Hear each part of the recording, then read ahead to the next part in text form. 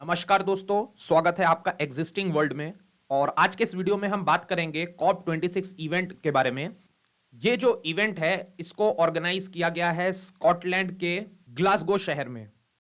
तो ये इवेंट इतना इंपॉर्टेंट है कि इसको ना सिर्फ इंडियन मीडिया बल्कि वर्ल्ड मीडिया ने भी एक्सटेंसिवली कवर किया है। इधर आप देख सकते हैं प्राइम मिनिस्टर नरेंद्र मोदी के प्लेज की बात की गई है। प्राइम मिनिस्टर नरेंद्र मोदी ने वादा किया है कि ईयर 2070 तक नेट जीरो कार्बन एमिशन को इंडिया हासिल कर लेगा। इंडिया जो है नेट जीरो कार्बन एमिट कर रहा होगा। अब ये नेट जीरो कार्बन एमिशन का क्या मतलब होता है इसको तो हम समझेंगे ही। सबसे पहले मैं चाहता हूं कि आप ये देख लें कि स्कॉटलैंड कैसा देश है, कहां पे है, इसकी ज्योग्राफिकल लोकेशन कहां पे है।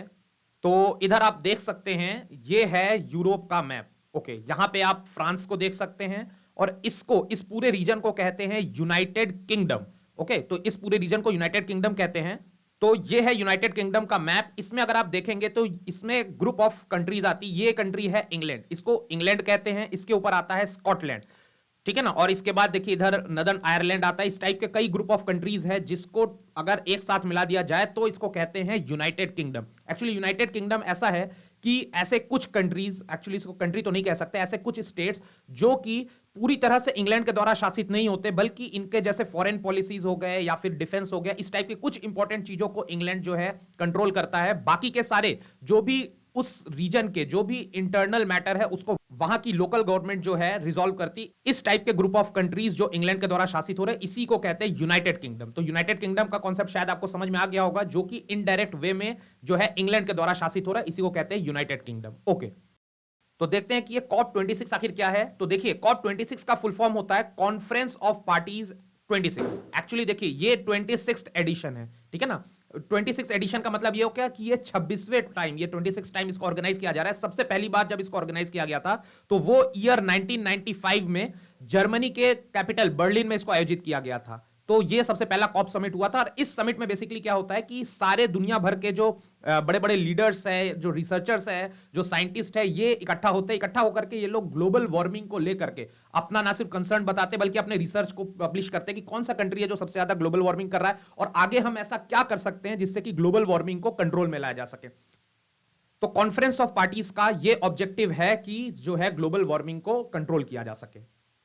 तो इस बार का जो कॉप मीटिंग है ये हुआ है यूनाइटेड किंगडम में, स्कॉटलैंड के ग्लासगो नाम के शहर में।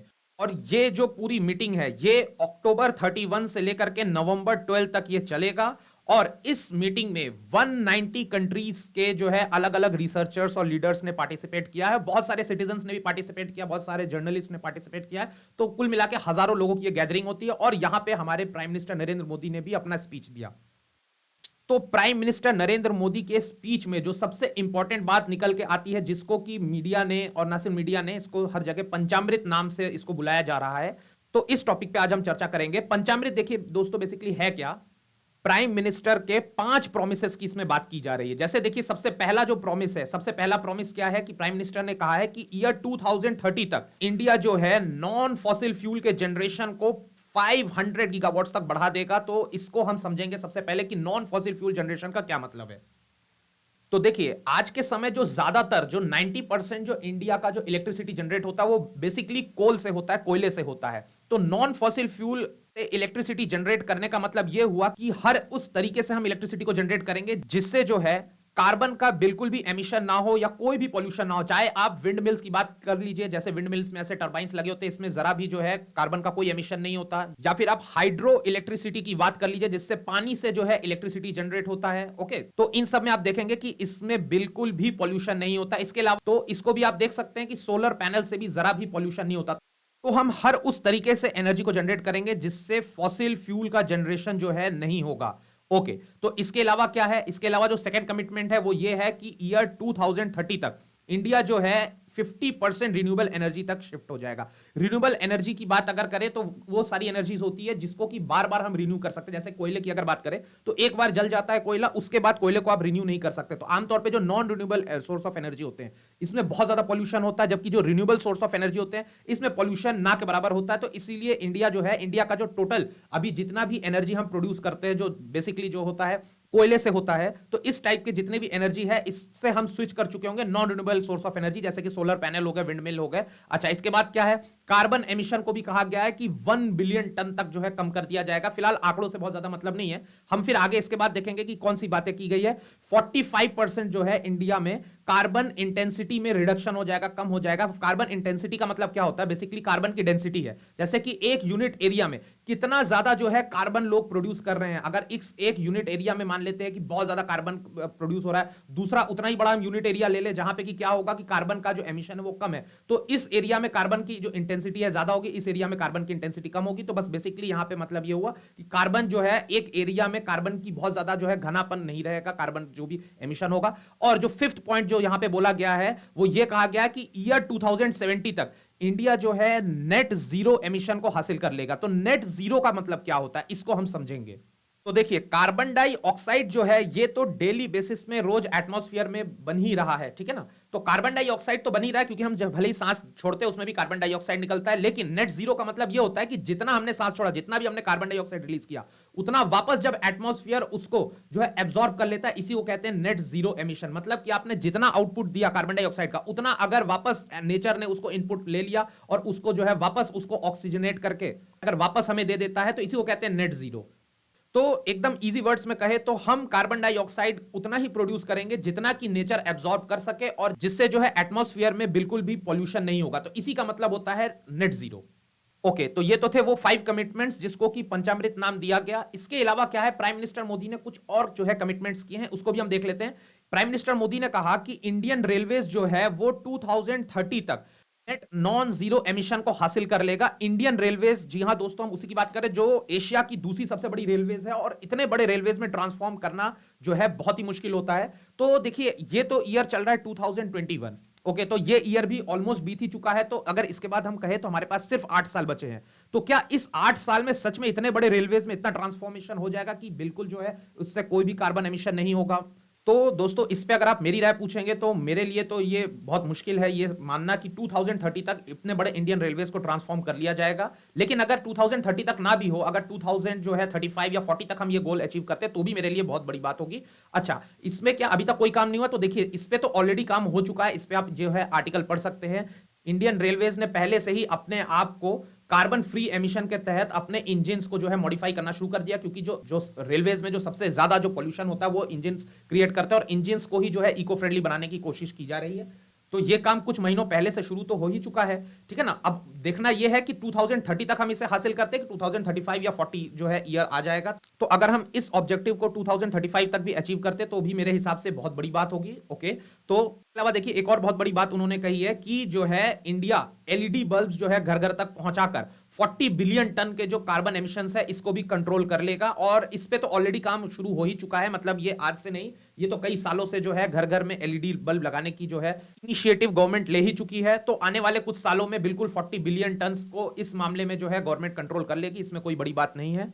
ओके, अगर हम पंचामृत के 5th पॉइंट को देखें, जो कि है कि ईयर 2070 तक इंडिया जो है नेट नॉन जीरो एमिशन कर रहा होगा, तो ये सबसे बड़ा जो है प्राइम मिनिस्टर का कमिटमेंट है। इसके लिए प्राइम मिनिस्टर नरेंद्र मोदी ने डेवलप्ड कंट्रीज से $1 ट्रिलियन के असिस्टेंस की बात कही है, $1 ट्रिलियन के असिस्टेंस की। तो आप ये सोच सकते हैं कि $1 ट्रिलियन जो है प्राइम मिनिस्टर ने ऐसी बात क्यों की? इंडिया बहुत बड़ा देश है। तो देखिए, एक्चुअली बात ये है कि ये $1 ट्रिलियन के असिस्टेंट की बात एक्चुअली इंडिया ने नहीं उठाया। ये एक्चुअली जो अफ्रीकन कंट्रीज है ये चाहते हैं कि $1 ट्रिलियन का असिस्टेंस उन्हें दिया जाए, और इसी बात को Indian prime minister Narendra Modi ने भी दोहराया कि हमें $1 ट्रिलियन के असिस्टेंस चाहिए। ओके, तो प्राइम मिनिस्टर ने $1 ट्रिलियन की मदद डेवलप्ड कंट्रीज से मांगी है, डेवलपिंग कंट्रीज के लिए। लेकिन डेवलप्ड कंट्रीज भला इतना बड़ा अमाउंट क्यों पे करेंगे?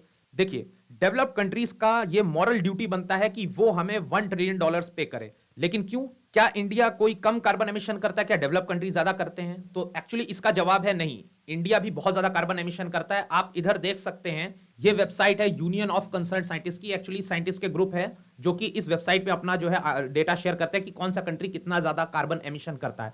तो इस चार्ट में अगर आप देखेंगे तो इसमें आप देखेंगे कि चाइना जो है दुनिया का सबसे ज्यादा कार्बन एमिशन करने वाला कंट्री है। चाइना के बाद अगर दूसरा किसी कंट्री का नंबर आता है तो वो है यूनाइटेड स्टेट्स ऑफ अमेरिका। ये 15% अकेले जो है ये कंट्री कार्बन एमिशन करता है। इसके बाद इंडिया का नंबर आता है जो वर्ल्ड में 7% जो है अकेले कार्बन का प्रोडक्शन करता है। अगर हम चाइना, यूएसए और इंडिया को मिला ले तो ये तीन कंट्रीज अकेले दुनिया में 50% कार्बन का एमिशन करते हैं। मतलब दुनिया में जितनी भी कार्बन या ग्लोबल वार्मिंग की जो भी समस्या आप कह सकते हैं कि इन तीनों कंट्रीज की वजह से है।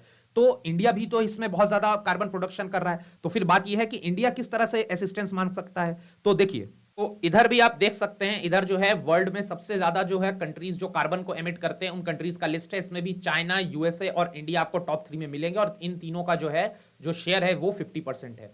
तो इंडिया का जो है इसमें एक दूसरा पर्सपेक्टिव है। इंडिया का पर्सपेक्टिव ये है, इंडिया ये कहता है कि आप जो है टोटल कार्बन एमिशन को मत देखिए, आप पर कैपिटा जो है कार्बन एमिशन को देखिए। अब ये इधर आप देखिए, मैं अगर इस चार्ट में नीचे आ जाता हूं तो इधर आपको दिखेगा कि पर कैपिटा एमिशन में जो सबसे टॉप की कंट्री है वो है सऊदी अरब। इसके बाद जो है फिर आप देखेंगे कजाकिस्तान। ये सब जो ऑयल प्रोड्यूसिंग कंट्रीज है ये सबसे ज्यादा जो है पर कैपिटा बेसिस पे इनका जो है सबसे ज्यादा ग्लोबल वार्मिंग में योगदान है। ओके, तो अब अगर आप इसमें इंडिया का रैंक देखेंगे पर कैपिटा बेसिस पे तो आप देखेंगे कि इंडिया का जो यहां पे रैंक है ये बहुत ही नीचे है। ये यहां पे आपको 21 नंबर पे इंडिया दिखेगा।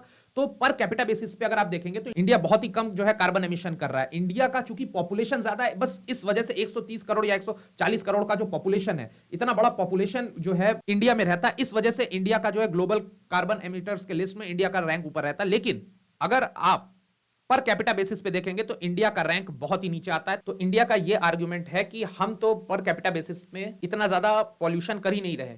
फिर इंडिया का दूसरा आर्गुमेंट यह है कि इंडस्ट्रियल रिवॉल्यूशन जो डेवलप्ड कंट्रीज है वहां पर ईयर 1830 से ही शुरू हो चुका था। ईयर 1830 में ही मतलब अमेरिका, जर्मनी, फ्रांस, ब्रिटेन जैसे कंट्रीज में इंडस्ट्रियल रिवॉल्यूशन आ चुका था। मतलब इंडस्ट्रीज बहुत बड़े मात्रा में लगने की होड़ लग गई थी। जबकि इंडिया में आप देखेंगे जो पहला इंडस्ट्री था, फर्स्ट इंडस्ट्री जो था वो ईयर 1854 में आया था। ईयर 1854 में सिर्फ पहला इंडस्ट्री हमारा बना। तो आप देख सकते हैं कि ये कितना बड़ा जो है नाइंसाफी। हमारे यहां एक इंडस्ट्री जब लगा था उससे पहले पूरी दुनिया में इंडस्ट्रियल रिवॉल्यूशन आ चुका था। और हमारे यहां इंडस्ट्रीज अच्छे मात्रा में लगना तब शुरू हुआ जब देश आजाद हुआ। मतलब कि ओनली 70 टू 75 ईयर्स जो है बीते हैं इंडिया में थोड़े बहुत ठीक ठाक इंडस्ट्रीज होते हुए। और जो बाकी दुनिया है वो कितने सालों से ईयर 1830 से ही ये लोग जो है कार्बन का एमिशन कर रहे हैं। तो इस वजह से कार्बन एमिशन या ग्लोबल वार्मिंग में जो सबसे बड़ा योगदान है वो डेवलप्ड कंट्रीज का है, ना कि डेवलपिंग कंट्रीज या फिर इंडिया का है। इस बात को ध्यान में रखते हुए प्राइम मिनिस्टर ने कहा कि जो डेवलप्ड कंट्रीज हैं उनका ये रिस्पॉन्सिबिलिटी बनता है कि वो ये $1 ट्रिलियन का जो असिस्टेंस है वो डेवलपिंग कंट्रीज को दे।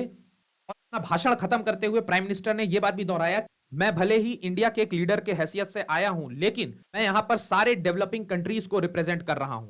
तो यह बात प्राइम मिनिस्टर मोदी ने अपनी स्पीच को खत्म करते हुए कहा। इसके अलावा उन्होंने एक और बात जो है उन्होंने कहा था कि हमें जो है उन कंट्रीज को प्रेशराइज करना होगा जो कंट्रीज ने अभी तक कोई भी कार्बन एमिशन को कंट्रोल करने के लिए कोई भी जो है अभी तक कदम नहीं उठाया। देखिए, इस पे जो है पूरी दुनिया में अलग अलग कंट्रीज को अपने अपने पार्लियामेंट में कानून बनाना होगा कि जो आने वाली गवर्नमेंट्स है उनको इसी दिशा में काम करना है कि वो किस तरह से कार्बन एमिशन को कम कर सके। देखिए, होता क्या है कि दुनिया में ज्यादातर कंट्रीज में आज के समय डेमोक्रेसी है।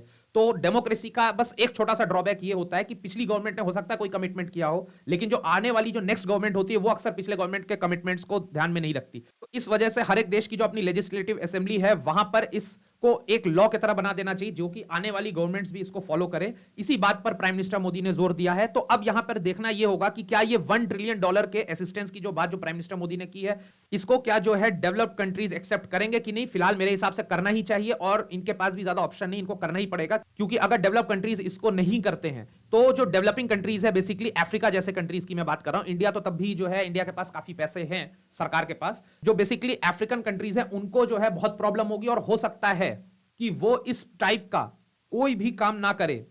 कि देखिए, अगर आपको कार्बन एमिशन को रिड्यूस करना है, क्योंकि देखिए बेसिकली आज के समय में जो कन्वेंशनल सोर्स ऑफ एनर्जी है वो तो कोल है, कोयले से ही आज के समय ज्यादातर एनर्जी जो है बन रही है। अब अगर आपको सोलर पैनल्स और इस टाइप के रिन्यूएबल सोर्स ऑफ एनर्जी पे शिफ्ट होना होगा तो आपको सोचना है कि इसमें बहुत ही ह्यूज अमाउंट में जो है इन्वेस्टमेंट करना है बहुत सारे देशों को। तो बहुत सारे देशों के लिए पॉसिबल नहीं होगा इतना बड़ा इन्वेस्टमेंट करना, इसीलिए डेवलप्ड कंट्रीज को तो हेल्प करना ही होगा, फाइनेंशियली हेल्प करना ही होगा। तो ये जो कंट्रीज है ये $1 ट्रिलियन तक का हेल्प करते हैं कि नहीं करते हैं ये देखने वाली बात होगी। तो इस इवेंट के रिगार्डिंग जितनी भी इंपॉर्टेंट इंफॉर्मेशन था ये सब मैं आपको दे चुका हूं। Thanks for watching this video, have a good day.